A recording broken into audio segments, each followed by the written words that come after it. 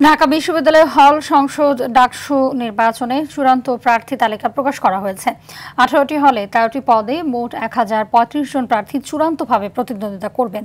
এর মধ্যে 73 জন প্রার্থীতা প্রত্যাহার করেছেন এবং একজন প্রার্থীর মনোনয়ন বাতিল হয়েছে।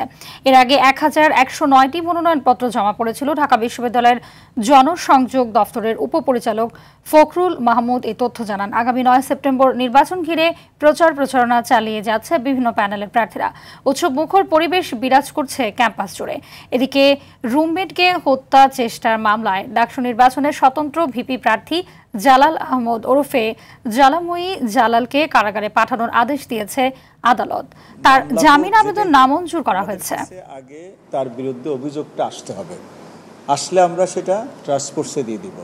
ওনারা বসে মামলা প্লাস অভিযোগ এবং তার যে অপরাধ সব কিছু বিচার বিশ্লেষণ করে যদি আচরণবিধির ভায়োলেশন সুস্পষ্ট হয়, তাহলে আমাদের আচরণবিধিতে বলা আছে তার বিরুদ্ধে কি শাস্তি হবে আপনারা দেখছেন।